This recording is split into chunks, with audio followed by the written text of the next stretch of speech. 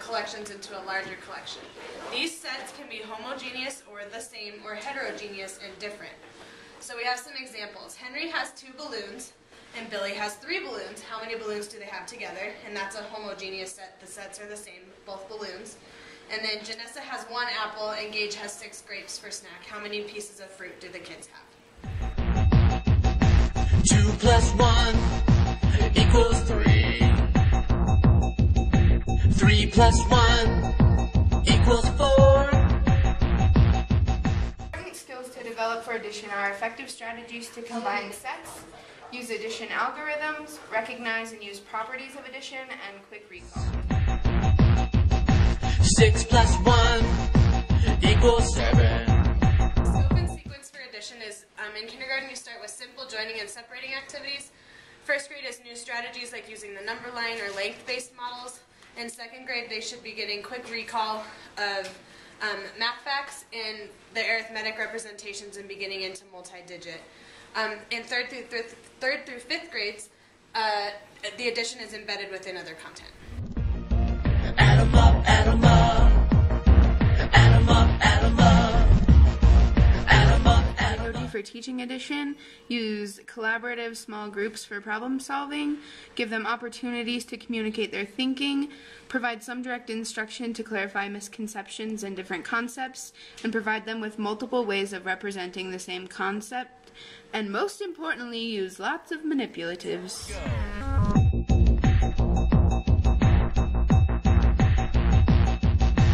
1 plus 1. In order to engage students in the content of addition, it is important to use a variety of manipulatives such as candy, animals, trucks, or anything that appeals to their interest. This is also important because it provides the addition in multiple settings and multiple concepts so that students will be able to carry their knowledge to other settings. It's important that addition be hands-on and that the kids have something that they can physically manipulate, and it's important to give students a purpose and relate the content to their real world. Plus 1 equals 7. 7 plus 1 equals... A lot of knowledge a teacher should have before teaching addition. Some of this includes knowledge about common misconceptions and how to avoid or correct them. A teacher should know that addition is a building block for future operations.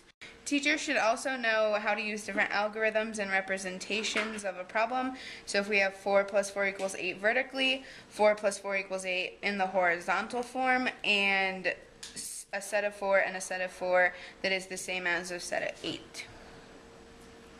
The teacher also needs to know that the students need to have a strong hold on place value before they can understand how to do multi-digit problems. Add 'em up, add 'em up.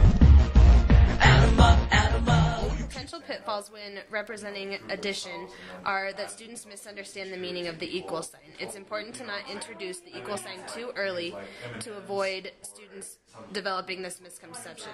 An alternative way is to introduce with a parts to whole model or a separation model with the equal sign being a line that separates the 2 parts. So you have 2 plus 3 is equal to or the same as 5.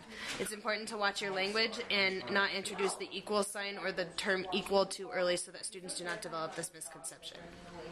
Another common misconception that occurs with addition is where to put the numbers in a vertical representation. A way to try to combat this is to make sure that students have a strong understanding of place value prior to introducing this representation, as well as introducing it with manipulatives and images so that kids become familiar with the top plus middle equals bottom. 9 plus 1 equals 10. Using the parts to whole model shows the students the whole versus each part. So in this part you have 4, in this part you have 3, and as a whole you have 7. So after introducing that, and once your students have a solid grasp on the parts to whole concept, you can introduce the algorithm that 4 plus 3 equals 7. To teach beginning addition is to use the number line or the counting on procedure. Using this process, you have the students find the first number in the arithmetic representation on their number line. So for us it's 2, so we go 0, 1, 2, and then they're going to count on 5 spaces on the number line and see where their answer ends up. 1, 2, 3, 4, 5. 2 plus 5 is the same as 7. For teaching addition is to introduce students to the vertical model with pictures or manipulatives. It's important for them to see that we can use manipulatives vertically and horizontally because they will eventually have to use algorithms vertically and horizontally. So here we have 4 plus 5 equals 9. 7 plus 1 equals 8. The most important thing when teaching addition and the algorithm for addition to young students is to start with the more simplistic and concrete, such as manipulatives or something that they can get their hands on, and move to the more abstract and complex, such as the written algorithms, both horizontally and vertically. Add 'em up, add 'em up. Add 'em up, add 'em up. All you kids in the classroom, please add 'em up. Add 'em up, add 'em up. Add 'em up, add 'em up.